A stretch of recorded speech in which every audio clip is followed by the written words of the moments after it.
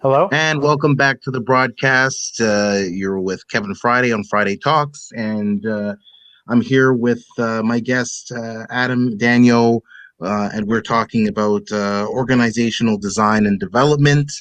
We're talking about systems, how they work. Are we doing the right things in governing society? So, Adam, earlier, you were just giving us a breakdown about how organizations work, how they can be made better, how sometimes the way the old incentives don't apply to the new way of doing things with new technology and whatnot.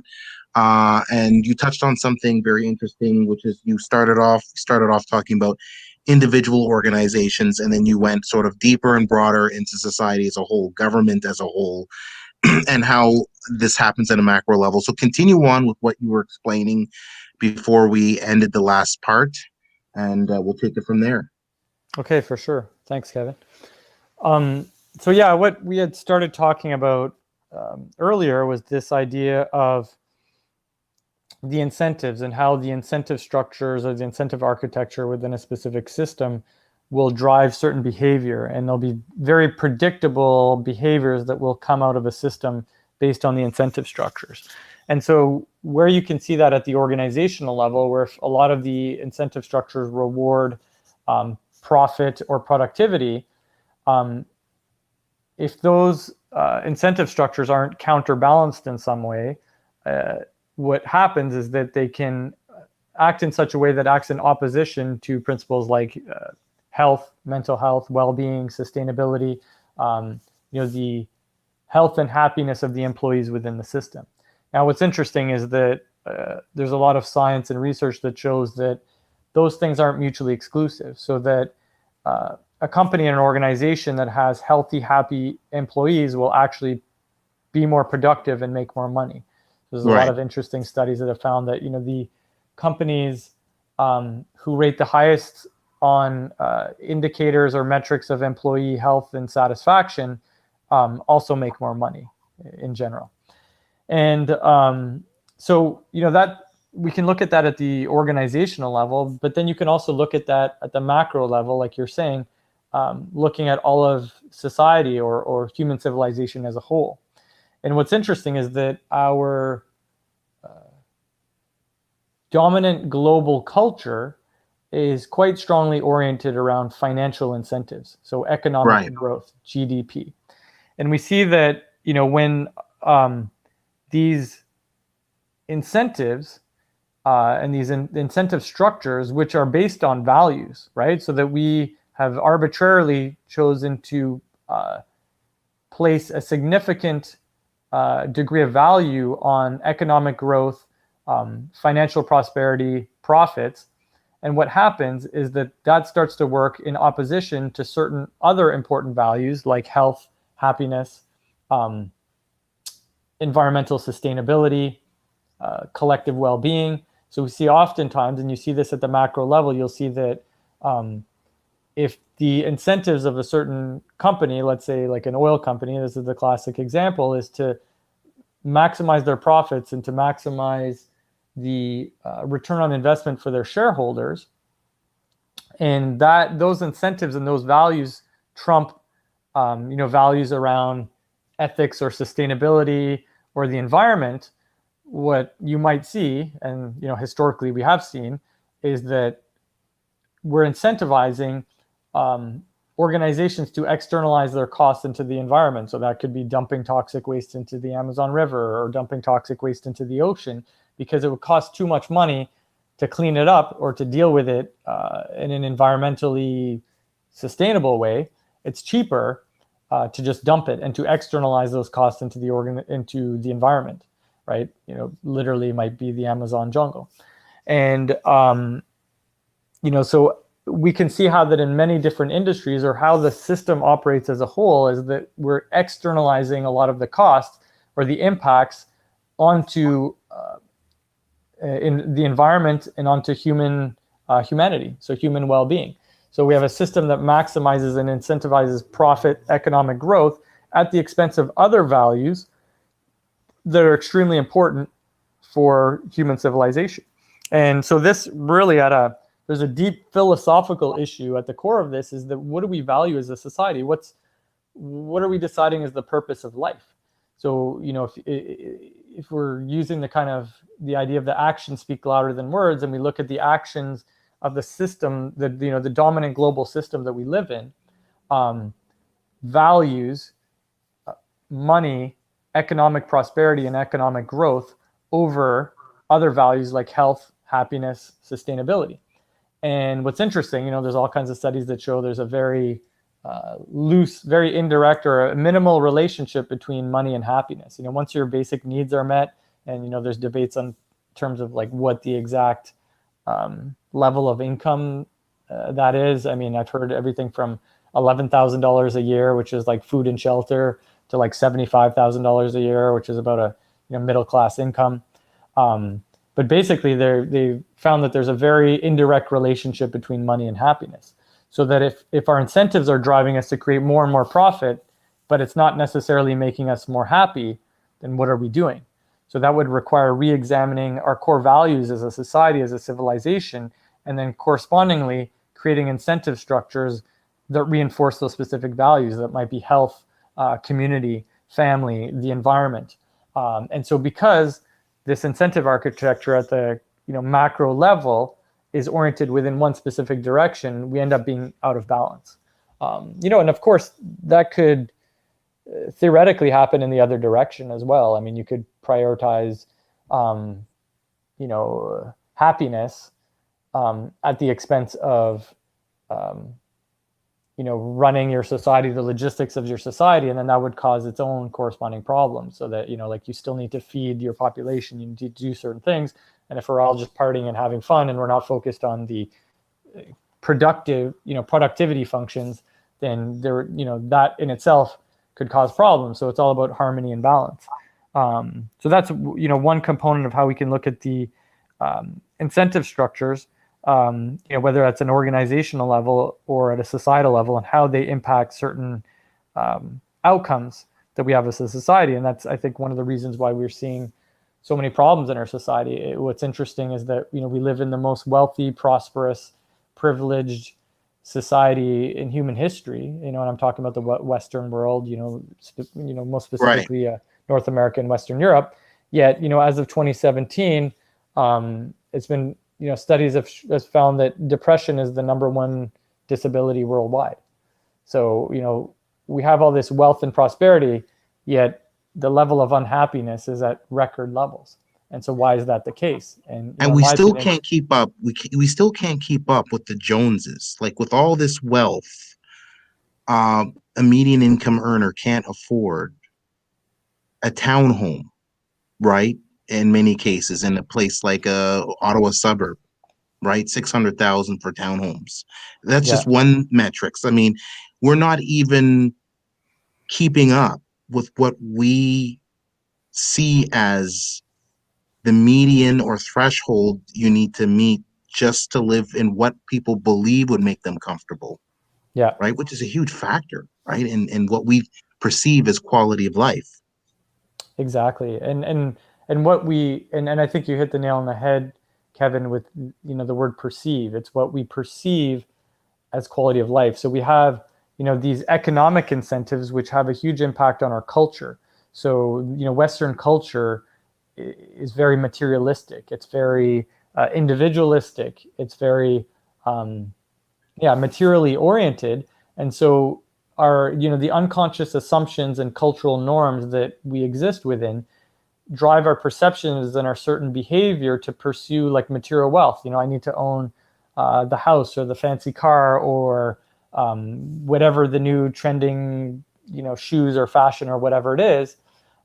Yet when you look at the actual research on happiness, there's little to no relationship between happiness and material possessions. They come from deeper core values, big ones around relationships, so just quality relationships is a huge predictor of happiness. So community, family, friendship.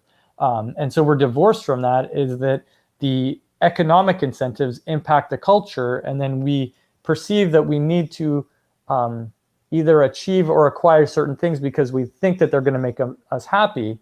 But at the end of the day, that's often not the case.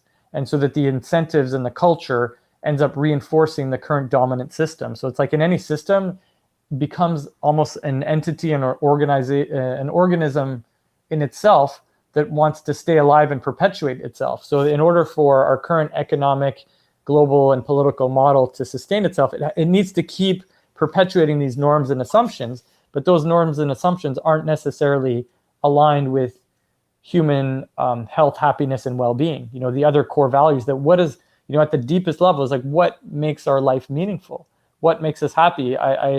When I was 18, I read a book that had a huge impact on my life. It was life-changing. It was Stephen Covey's 7 Habits of Highly Effective People. And I'm pretty sure this comes from the book, but there's an exercise. It's called the deathbed exercise, is where you imagine yourself on your deathbed and then you have 3 weeks to live. And you ask yourself the question, how do I want to look back on my life? And how do I want to have looked back on how I lived my life? How do I want to be remembered? What are the things that I want to leave behind? What's the legacy that I want to leave behind? And what's the quality of life that I want to be able to reflect on or to have had to make my life worthwhile? Maximally fulfilling and meaningful and happy.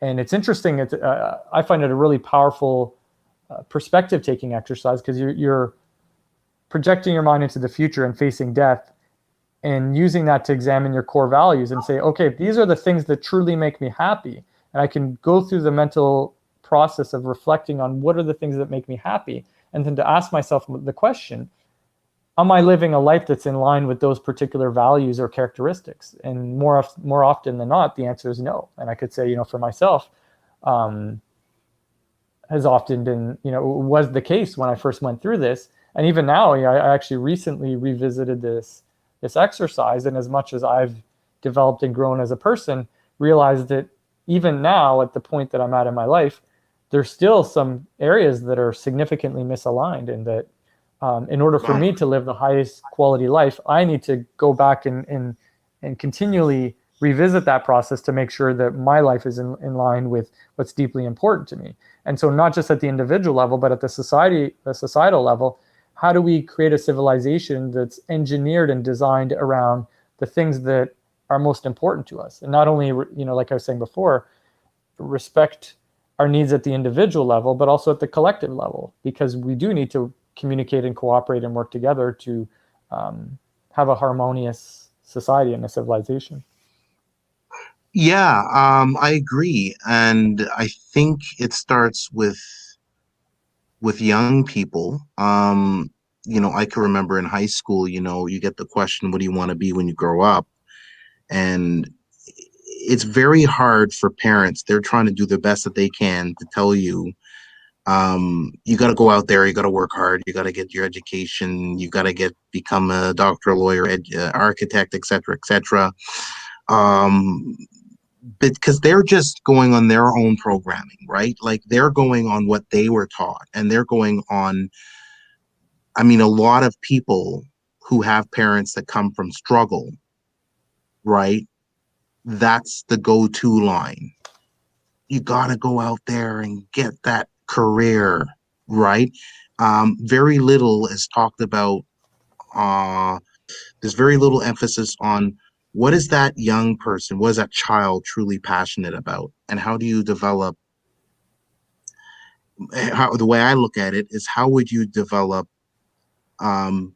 basically a cost benefit analysis where you map out what the child says they want if they reach teenage years or whatever, right? And you map out what they say they are passionate about, and you organize or steer them in the direction where they can develop career paths around what they're passionate about, and then be realistic with them about what kind of income that would generate and what kind of lifestyle they should have to match that income. I find that doesn't happen enough.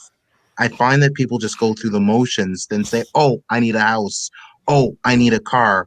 Oh, I need insurance. Oh, I need furniture. Oh, and then they go down the rabbit hole of financial stress, right? But not enough. I don't know that people do enough of what you've done, right? Like, I don't know many people who've done what you've done, right? In terms of examining the way you live, the way you move and interact on a deeper level than just got to get a job and pay a mortgage. So that's interesting that you bring that up. And I wanted to connect that to incentives. The incentives are pushing us in that direction at this level and at the governance level. I mean, even if you look at something you said earlier about the global system, the Western system is deeply rooted in the old capitalist corporatist tradition of large organizations that are seeking to maximize profit. Um, Governments have to work with large organizations that are heavily influential in their pursuit of profit because supposedly that's supposed to create jobs and so on and so forth. Then all of the language and fancy words are developed around the mathematics of a growing economy, like, for instance, gross domestic product and how that is measured, um, which is in which is in conflict with other areas of our economy. If you have more growth, you also have more inflation, more price increases. If you don't, especially if the way the growth is organized isn't balanced, you have too much demand and too much race for profit and demand as a result, chasing fewer goods on the supply side. And then you have prices going up. Now, central banks have to control the level of inflation with higher interest rates, which goes against economic interests. And guess who suffers in both ends, the working class and the poor. So I think it's true that a lot of the incentives contradict each other when you put them together. And so you have this boom bust cycle as a result. So just speak to that a little bit more. Maybe not so much the financial, but I think you kind of answered it on the more individual level in terms of our lifestyle. Yeah, like if I understand your question, it's um, what happens. Like one of the phenomena that comes out of this is the creation of feedback loops, right? You'll get these vicious cycles that reinforce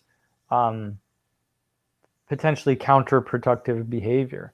So, like you said, the financial incentives can increase stress, whether that's economic stress or in some cases economic inequality, and then that has a negative impact on public health outcomes, has a negative impact on happiness. And so it's whether you're on that downward spiral or, also depends on like how you're looking at it in your frame of reference. But the current systems that we live in, the incentive structures create a lot of inequality. It's interesting. I can't remember. There's a guy who he's a well-known geographer. Did this study and found something using something called the Gini coefficient in economics, which is the measure of income inequality or income distribution in a country, and Right. found that the Gini coefficient, or the degree of income inequality in a country, is a huge predictor of all kinds of social problems, everything from violence to teen pregnancy, incarceration, drugs, conflict. Like there's a whole laundry list of social problems that are directly associated with economic inequality. And I think that goes back to, like, from an evolutionary standpoint, we evolved to live in tribes with people that we were close to, and that there wasn't these tremendous degrees of inequality. Certainly might have had hierarchy in the tribes that early humans would have evolved in. You might have had a chief or certain people that were dominant members of the tribe, but there were still limits on the degree of inequality that you would have. But now, because of the our current structures have almost like decoupled that. So you can have, I remember reading the statistics. I don't know where it's at now, but at a certain point, it's something like 6,000 people in the world controlled like 70% of the world's wealth. Right. And that's only increased exponentially in the last year. It has continued to in the last decade. This was like an Economist article from several years ago. But we live in a society that enables this massive concentration of wealth and the subsequent wealth inequality that contributes to a lot of these social problems. And so that's an aspect of what I think we need to do, is to re-examine our values and our incentive structures in society. Is like how can we put in place incentives that that help mitigate gross inequality that could lead to problems like crime. We know that crime is directly associated with poverty and inequality. So in the end is that the more equality that you have in a society, the safer your society is going to be. Right. Because when there's haves and have-nots, that creates a lot of exclusion, psychological suffering, privilege, lack of privilege, unmet human needs, whether they're physical or psychological. And then as a consequence of that, oftentimes people may turn to crime. And so that you see the structural factor of inequality can create more crime or antisocial behavior, or a less safe society in that particular context. So how could we design a society? You see that having more equality in a society can help your society in some ways be more safe for everyone.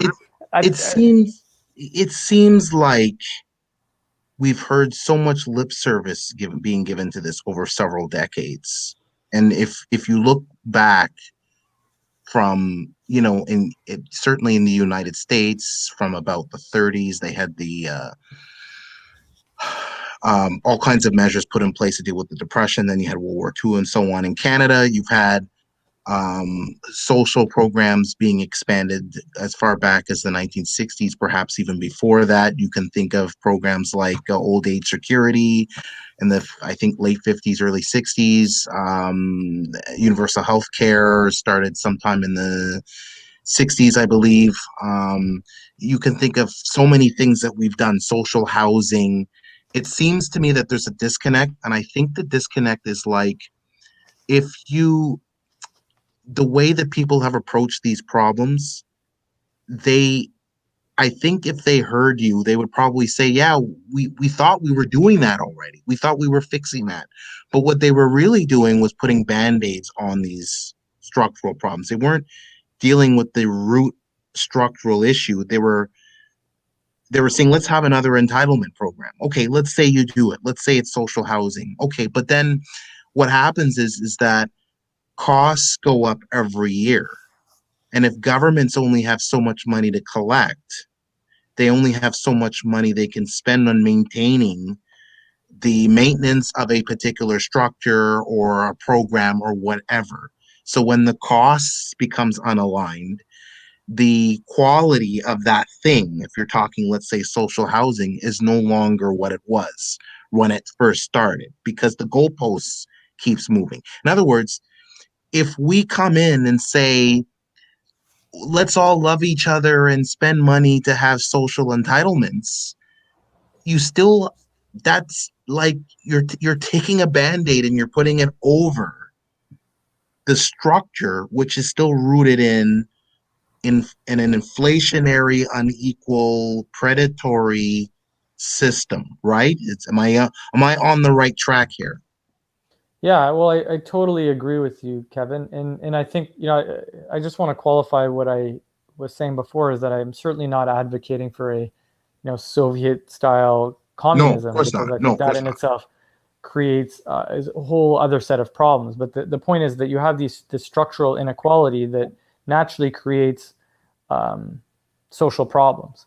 And, we can see this in a lot of different contexts, right? It shows up in different ethnicities and racial groups. We know that the legacy from slavery in the United States exists today, is carried over, and then you see that and how that has created certain social forces that contribute to inequality that then subsequently contribute to social problems. And so, there's this idea of like we need to reconcile that, but it goes back to this issue of like the polarity between centralization and decentralization, or individual empowerment and collective rights. So how do we, we want to have maximum, we want to minimize extreme inequality within society, but at the same time, if we try to eliminate all of inequality, what we're actually doing is smashing and crushing diversity, right? So it comes back to this tricky balance. It's not easy, and there's no mathematical formula to this.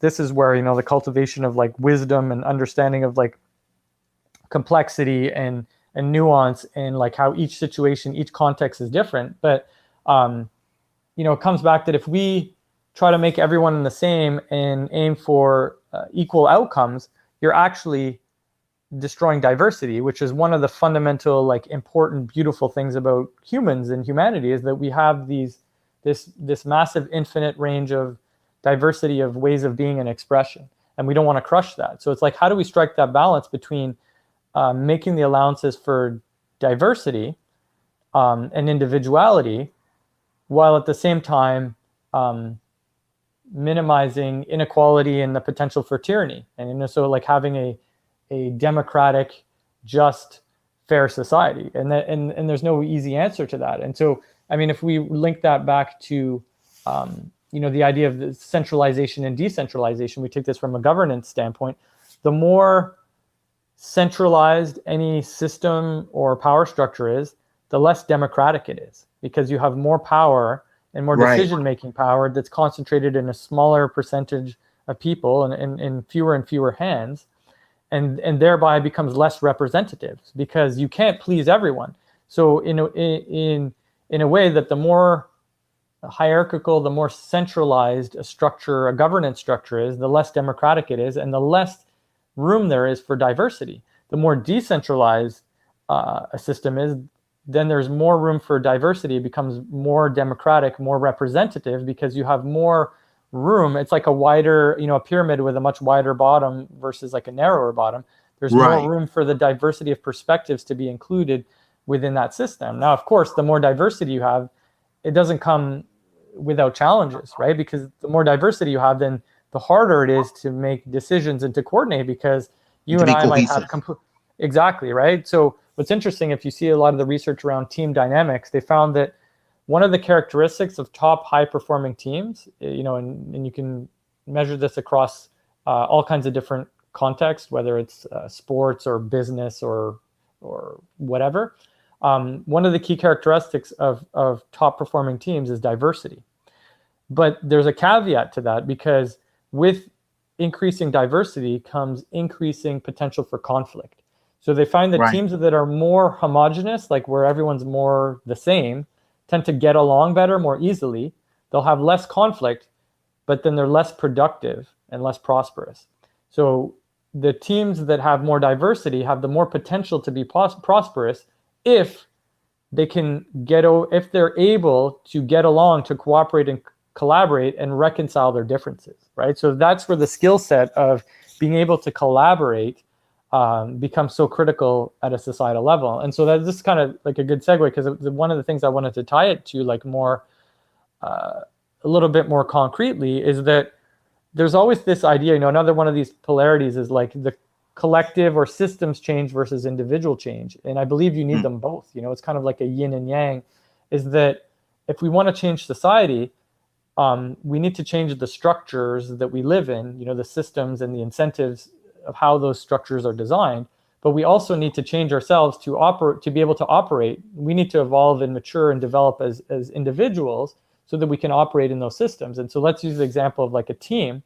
If that, in theory, me being on a team that has more diversity has more potential for the team to prosper and be more productive and innovate more, and subsequently for me to benefit from the growth and development and the outputs of that team. But in order for me to function on that team, I need to be able, as an individual member of that team, I need to be able to get along, have the capacity to get along with a wide range of diverse individuals. So that means that I not only need to be able to relate to and respect differences of opinions, differences of views, but I also need to develop like a high capacity for empathy, to know that it's okay for you and I to have differences of opinions, and we can still all be on the same team, right? So we can take this in the context of a work team or all of human civilization, is that, hey, we're all on the same team, we're all on team humanity, so we need to empathize with each other,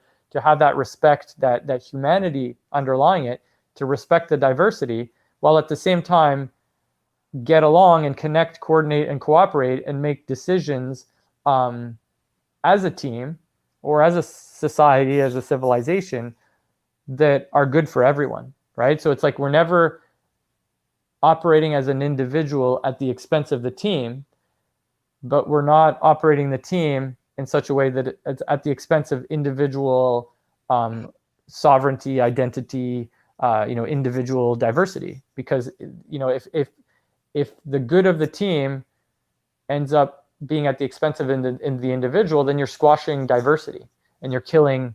You're not making those allowances for differences, which is part of being human. So we're all similar and we're all different at the same time. So how do we strike that balance? From a polarity management perspective. So sorry, go ahead, Jeff. That's a good question, and I was going to just interject to say that we're going to expand on that a little bit more in the next segment where we get into solutions. I also want to expand a little bit more on the question of inequality in vis-a-vis race, for instance, race relations, and also democracy in general. Engaging people in the democratic process. How can we do it a little bit better?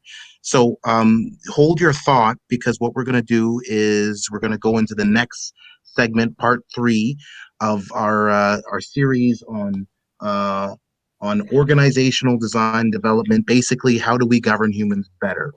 Thank you very much for joining us today, and please stay tuned for the next segment.